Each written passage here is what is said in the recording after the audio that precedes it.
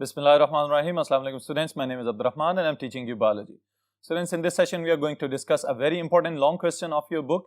It is about the thyroid gland. Thyroid gland की क्या-क्या secretions हैं, किस तरह से इसको stimulate किया जाता है और फिर इसके साथ ही साथ hyperthyroidism और hypothyroidism के क्या-क्या अलामात हैं, इनकी डिटेल्स बोर्ड पे देखते हैं। जी स्टूडेंट्स, सबसे पहले नंबर पे तो हम ये बात करें कि हमारे पास जो पहला ग्लैंड यहाँ पे डिस्कस किया जा रहा है, इट इज थायराइड ग्लैंड। और थायराइड ग्लैंड की जो सिक्रीशंस हैं वो ब्लड के जरिए पूरी बॉडी के ऊपर असरअंदाज होती हैं, तो इसका मतलब ये हुआ कि it is an endocrine gland. Alright, so thyroid gland is the first endocrine gland जो हम डिस्कस करने जा रहे हैं अभी। अब स्टूडेंट्स, थायराइड ग्लैंड अगर एंडोक्राइन है तो आपको याद होना चाहिए कि पिट्यूटरी और हाइपोथैलेमस अपने एंडोक्राइन ग्लैंड्स को रेगुलेट या मॉडरेट करते रहते हैं। अब यहाँ पे समझने वाली बात यह है कि जो थायराइड ग्लैंड है, सबसे पहले आपको इसकी पोजीशन का पता होना चाहिए। आपकी गर्दन के ऊपर वाले हिस्से में आपके वॉइस बॉक्स के बिल्कुल नीचे एक गदूद अल्लाह ताला ने अटैच कर दिया हुआ है जिसके दो लोब्स हैं। अगर हम इसको सीधा करके देखें तो हम यूं कहते हैं कि it looks like a butterfly. ये तितली नुमा जो ग्लैंड अटैच हुआ है, एक इसका राइट साइड का लोब कहलाएगा, एक इसका लेफ्ट साइड का लोब कहलाएगा, और वो कनेक्टिव टिश्यू जिसकी वजह से ये जुड़ा हुआ है आपस में, उसको हम कहते हैं इस्थिमस। अब स्टूडेंट्स, ये तो हो गई इसकी शक्ल और इसकी पोजीशन। आपको ये याद होना चाहिए कि थायराइड ग्लैंड जो है अगर गले में है तो फौरी तौर पे इसको जबरदस्त किस्म की वैस्कुलराइजेशन की भी जरूरत होगी, यानी कि ब्लड सप्लाई की, क्योंकि अगर ये पूरी बॉडी की एक्टिविटीज में मेटाबॉलिज्म को कंट्रोल कर रहा है तो जितनी ज्यादा अच्छे तरीके से इसको वैस्कुलराइज किया जाएगा, ब्लड की सप्लाई प्रोवाइड की जाएगी, उतना ही आसान और एफिशिएंट बना सकेगा ये अपनी सिक्रीशंस को बाकी टारगेट सेल्स तक पहुंचाना और उनसे काम करवाना। ऑलराइट स्टूडेंट्स, तो ये जो जनरल सी बातें हैं इसको बहुत ही आसान अंदाज में टू द पॉइंट मैंने यहाँ पे मेंशन किया है। आप लोग इन पॉइंट्स को फॉलो करते जाइएगा, आपको समझ भी आएगी और साथ साथ लिख भी लीजिएगा ताकि आपको लॉन्ग क्वेश्चन की तरतीब भी याद रह जाए।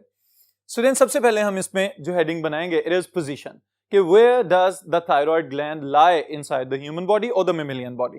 सो it is situated below the larynx. Larynx क्या है? आपका वॉइस बॉक्स, जहां से हमारी ये आवाज पैदा हो रही है। ऑलराइट, फिर उसके साथ ही साथ मॉर्फोलॉजी, जो शक्ल है इसकी अगर हम बात करें तो it has two lobes, right lobe and the left lobe connected by isthmus, अभी जो मैंने आपके सामने एक्सप्लेन किया।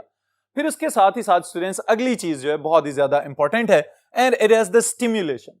अब स्टिम्युलेशन के लिए ये बात याद रखें कि एक्सटर्नल स्टिमुलाई या इंटरनल स्टिमुलाई जितने भी हैं उन सब की जो सेंसरी रिसेप्शन है उसका इंचार्ज कौन है हमारी बॉडी में? That is hypothalamus. ऑलराइट, तो हाइपोथैलेमस को जैसे ही ये फील होता है कि बॉडी के अंदर एनर्जी लो हो रही है, बॉडी को सर्दी लगना शुरू हो गई है, बॉडी को गर्मी लगना शुरू हो गई है, या बॉडी के अंदर ओवरऑल भूख की सी कैफियत पैदा हो रही है, तो उस सूरत में स्टूडेंट्स आपका हाइपोथैलेमस स्विच ऑन हो जाएगा और वो थायराइड को स्टिमुलेट करने का एक पूरा पाथवे डेवलप कर लेगा। ये किस तरह से डेवलप किया जाता है? हाइपोथैलेमस के जो न्यूरोसिक्रेटरी सेल्स हैं, they will release a specialised chemical known as thyrotropin releasing hormone और थायरोट्रोपिन रिलीजिंग फैक्टर। ऑलराइट, ये ट्रेवल करके आएगा ब्लड वेसल्स के नेटवर्क से towards the anterior lobe of the pituitary.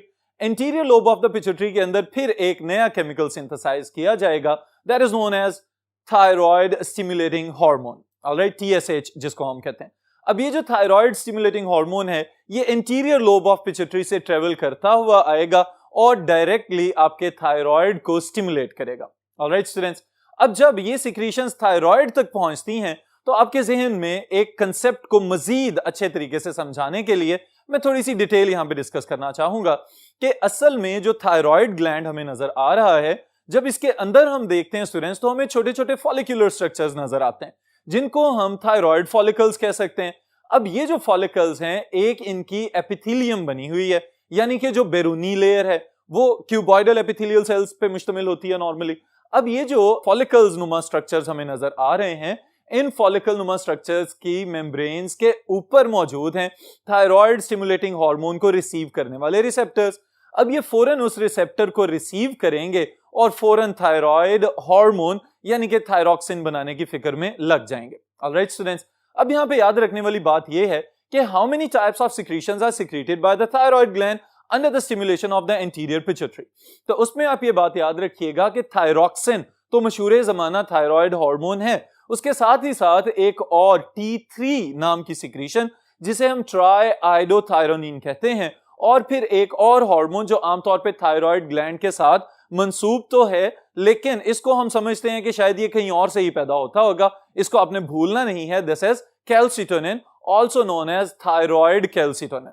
Alright students, तो कैल्सिटोनिन इसके नाम से पता चल रहा है इसका कैल्शियम मेटाबॉलिज्म के साथ कोई ना कोई ताल्लुक होगा। इस सेशन में मेनली हमारा फोकस रहेगा only on the thyroid secretions. Alright students, अब ये बात ध्यान में रखें कि जैसे ही ये थायराइड स्टिमुलेटिंग हार्मोन आके फॉलिकल सेल्स की मेम्ब्रेन्स के ऊपर मौजूद रिसेप्टर्स को एक्टिवेट करता है, तो हमें फॉलिकल्स की स्ट्रक्चर्स का भी पता होना चाहिए कि एक तो उसके एपिथेलियल सेल्स हैं।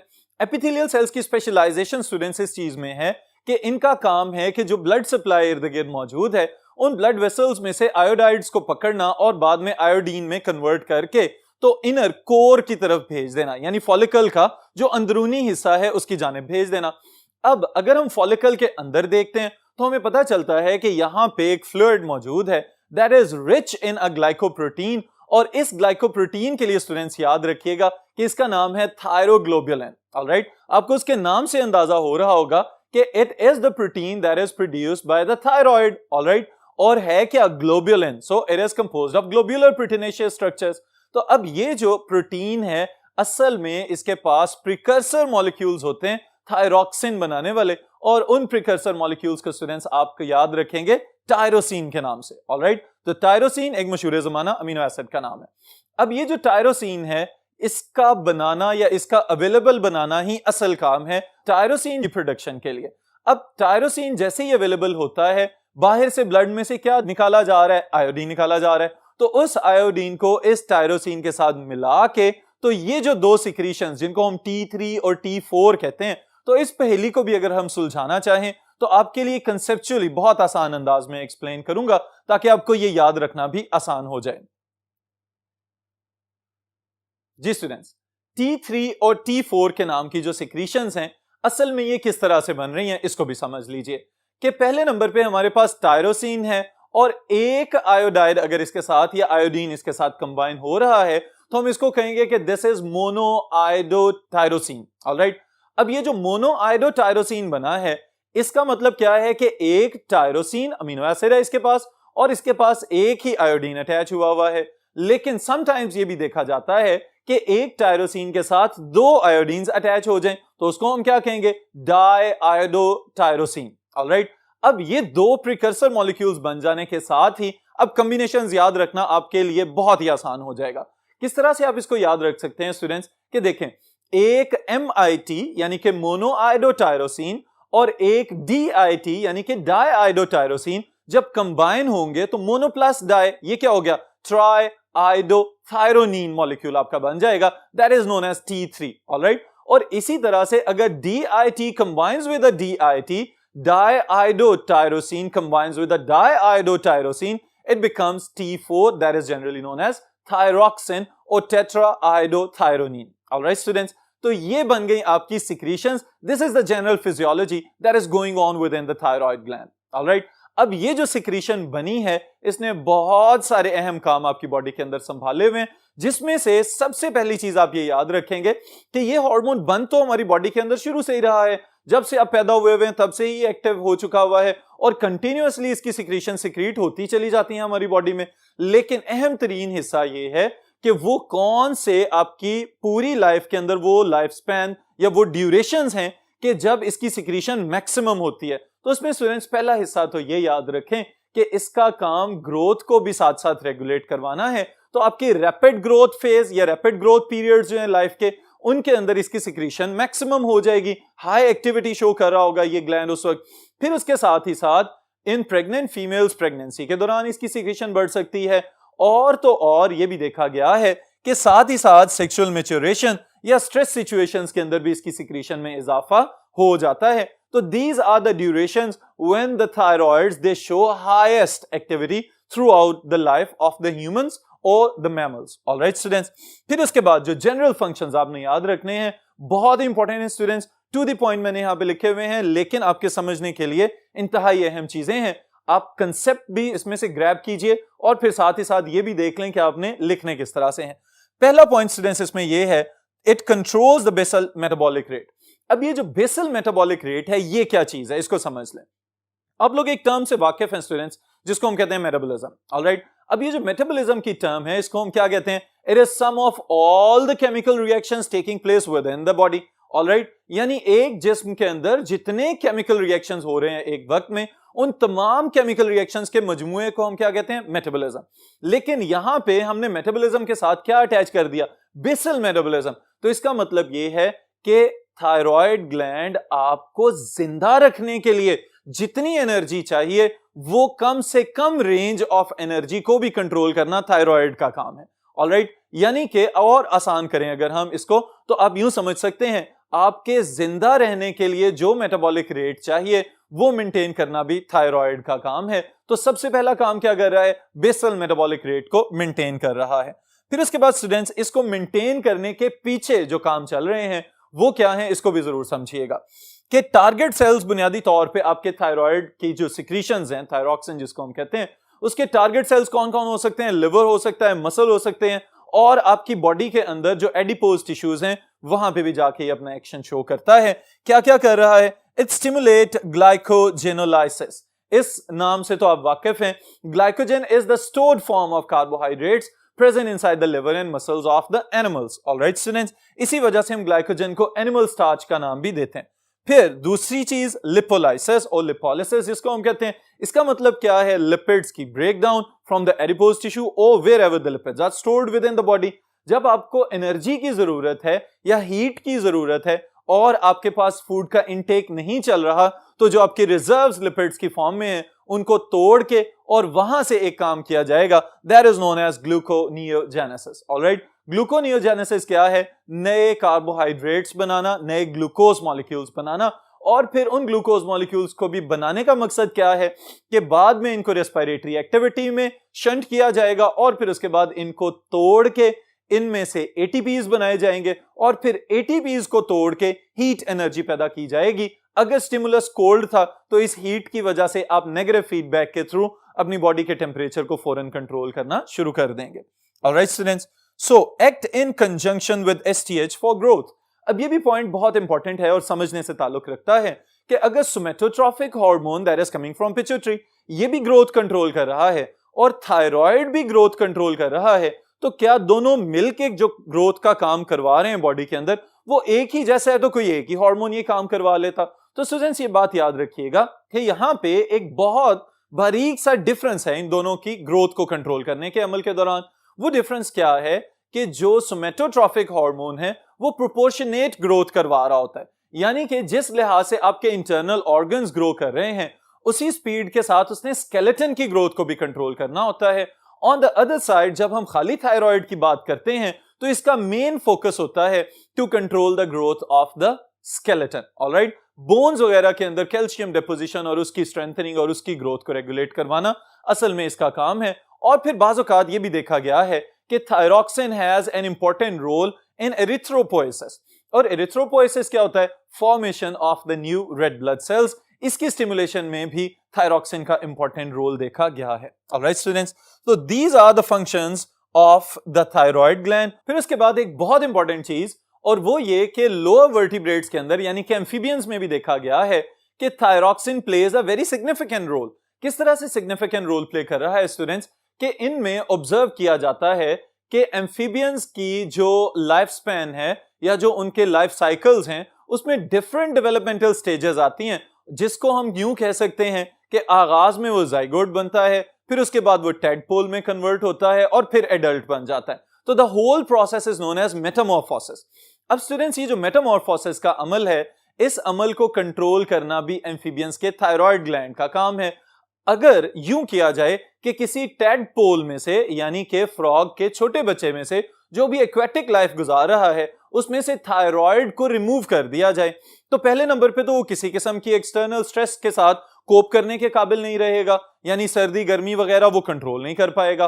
और उसके अलावा it will grow into a larger tadpole instead of transforming into an adult frog. वो मैच्योर फ्रॉग नहीं बन सकेगा बल्कि वो बड़े साइज का टेडपोल ही बन जाएगा। तो इसका मतलब ये है कि डेवलपमेंट और ग्रोथ और differentiation within the amphibians, it is also controlled by the thyroid gland. All right students, फिर इसके साथ एक इंतहाई अहम पॉइंट ये बात याद रखिएगा कि thyroid gland is also the controlling secretory organ for differentiation of different nervous tissues, for example the differentiation of neurons, और फिर उसके साथ ही साथ जो माइलिनेशन चल रही होती है न्यूरॉन्स के ऊपर, ये भी थायरॉक्सिन के अंडर कंट्रोल चल रही होती है। तो इसका मतलब ये है कि नर्वस सिस्टम के साथ भी थायरॉक्सिन का या थायराइड ग्लैंड की सिक्रीशन का बहुत ही गहरा ताल्लुक है। ऑलराइट स्टूडेंट्स, लेकिन बाज़ औक़ात ये देखा गया है कि इन तमाम फंक्शंस को परफॉर्म करते हुए अगर सिक्रीशन जरूरत से ज्यादा चली जाए, यानी हाइपरथायरॉयडिज्म वाला केस हो जाए, या फिर सिक्रीशन जरूरत से कम हो जाए, हाइपोथायरॉयडिज्म वाला केस हो जाए, तो कुछ एबनॉर्मेलिटीज ऑब्जर्व की गई हैं, जिनमें से 2-3 एग्जांपल स्टूडेंट्स इस सेशन में हम डिस्कस करेंगे। जी स्टूडेंट्स, जो एग्जांपल्स हम डिस्कस करने जा रहे हैं, इसमें से जो पहली चीज हम डिस्कस करेंगे that is about the excess secretion of the thyroid. Alright, यानी कि अगर थायराइड जरूरत से ज्यादा सिक्रीशंस पैदा कर रहा है, तो उस सूरत में सबसे पहले तो ये याद रखें कि उस कंडीशन को हम क्या कहेंगे, हाइपरथायरॉयडिज्म, या समटाइम्स इसको थायरोटॉक्सिकोसिस भी कहा जाता है, कि जरूरत से ज्यादा थायराइड पैदा हो गया और वो नुकसान की जानिब जाना शुरू हो गया, बजाय इसके कि उससे फायदा हो। तो उसके लिए जो पहली बीमारी स्टूडेंट्स हम डिस्कस करेंगे, it is Graves disease. Graves disease is an auto immune disorder. इसका मतलब क्या है कि आपका अपना ही इम्यून सिस्टम अपने ही टिश्यूज के खिलाफ खास किस्म की एंटीबॉडीज बनाना शुरू कर देता है। और ग्रेव्स डिजीज वाले केस में ये बात याद रखें, बी सेल्स और टी सेल्स आपने पढ़े हुए हैं, जिसमें से स्टूडेंट्स याद रखने वाली बात यह है कि जो बी सेल्स हैं in case of Graves disease, ये खास किस्म के प्रोटीन्स प्रोड्यूस करते हैं, जिनको हम कहेंगे कि ये पैदा कर रहे हैं थायराइड स्टिमुलेटिंग इम्यूनोग्लोबुलिन्स। तो इसका मतलब क्या है कि ये वो प्रोटीन्स हैं जो थायराइड स्टिमुलेटिंग हार्मोन वाले रिसेप्टर्स के ऊपर जाके बाइंड होने की सलाहियत रखते हैं, और वहां पे ये मैसेज जाता है कि थायराइड अपनी सिक्रीशंस को बहुत स्पीड के साथ सिक्रीट करना शुरू कर दे। तो ये जो रिसेप्टर्स जो फॉलिक्यूलर सेल्स के ऊपर मौजूद थे, वो रिसेप्टर्स फौरन इस मैसेज को अपने ऊपर इनटेक करते हैं और बेतहाशा सिक्रीशंस में इजाफा कर देते हैं। अब इस ओवर सिक्रीशन की वजह से एक कंडीशन पैदा होती है, जिसे स्टूडेंट्स हम पहले नंबर पे कहेंगे एक्सोथेल्मिक गॉइटर, जिसकी बहुत ही जबरदस्त किस्म की जो अलामत है वो ये है कि आई बॉल्स जो हैं, जो आपके डेले हैं आंखों के, वो इस तरह लगता है कि जैसे बाहर की जानिब निकल रहे हैं, बल्जिंग आईज वाली कंडीशन पैदा होना शुरू हो जाती है। फिर उसके साथ ही साथ students high levels of thyroid, obviously जब थायराइड टेस्ट किए जाते हैं तो पता चलता है कि इसकी सिक्रीशन जरूरत से ज्यादा हो चुकी हुई है। फिर उसके साथ ही साथ increased basal metabolic rate, temperature भी जरूरत से ज्यादा हाई रह सकता है, हार्ट या कार्डियक आउटपुट जो है वो भी ज्यादा देर तक हाई रह सकती है, और तो और एक कंडीशन जिसे हम कहते हैं पैल्पिटेशंस, कि वक्तन फवक्तन दिल की धड़कन का बेतरतीब हो जाना और तेजी की जानिब माइल हो जाना, ये कंडीशन भी ऑब्जर्व की जा सकती है। और अगर यही काम जरूरत से ज्यादा देर के लिए प्रोलॉन्ग होता चला जाए, तो फिर क्या होगा, कार्डियक अरेस्ट वाली कंडीशन हो जाएगी एंड द पेशेंट में डाई, इसकी वजह से वफात भी हो सकती है। ऑलराइट स्टूडेंट्स, फिर इसके साथ ही साथ अगर हम डेफिशिएंसी की जानिब चलें, जिसे हम हाइपोथायरॉयडिज्म कहेंगे, यानी कि थायराइड की सिक्रीशन में कमी आना शुरू हो जाना, तो उसके लिए स्टूडेंट्स 2 केसेस हम डिस्कस करने जा रहे हैं यहाँ पे। The first one is congenital deficiency. पैदाइशी तौर पे बचपन से ही अगर थायराइड की सिक्रीशन में कमी हो जाती है, तो उस कंडीशन को हम कहेंगे क्रेटिनिज्म। ऑलराइट स्टूडेंट्स, और क्रेटिनिज्म की बुनियादी तौर पे पहचान क्या है, लैक ऑफ द थायरॉक्सिन, के थायरॉक्सिन की कंसंट्रेशन में बहुत ही नुमाया कमी देखी जा सकती है। फिर उसके साथ ही साथ अलामात जिसकी बुनियाद पे आप पहचानेंगे कि these are the symptoms of the cretinism, उसमें क्या नोट किया गया है, एबनॉर्मल डेवलपमेंट ऑफ इंडिविजुअल। सबसे पहली चीज यही कि ग्रोथ और मेटाबॉलिज्म और differentiation of the nervous system, ये सारे बेसिक काम चूंकि थायरॉक्सिन करवा रहा है, तो इसका मतलब है कि ये सारे फंक्शंस मुतासिर होंगे और इसी की वजह से ओवरऑल डेवलपमेंट खराबी की जानिब जाना शुरू हो जाएगी। फिर उसके अलावा स्टूडेंट्स जो नेक्स्ट अलामात हम याद रखेंगे, स्मॉल स्टेचर, यानी कि एक हाइट का, कद का छोटे रह जाना, यह भी ऑब्जर्व किया जा सकता है। कोर्स स्कैंटी हेयर, इसका क्या मतलब है कि बाल बहुत कम हैं, खुरदरे हैं, रफ हैं और सर की जिल्द नजर आ सकती है बालों के अंदर से, इस तरह की कंडीशन हो सकती है। Thick yellowish scaly skin, rough किस्म की स्किन होगी जो कि पेल या येलोइश कलर की नजर आ सकती है। और तो और fail to develop sexually, no sexual development, यानी कि इमेच्योर सेक्सुअलिटी इनके अंदर ऑब्जर्व की जा सकती है। फिर उसके बाद स्टूडेंट सेकंड केस जो हमने डिस्कस करना है वो ये है कि अगर थोड़ा वक्त गुजरने के बाद, यानी कि इन्फेंसी को क्रॉस करने के बाद अगर ऐसी कंडीशन हो कि थायराइड की सिक्रीशंस में कमी होती चली जाए, तो फिर क्या देखा जा सकता है कि गॉइटर या मिक्सोडेमा, दो कंडीशंस हम यहां पे बात करने जा रहे हैं दोनों की।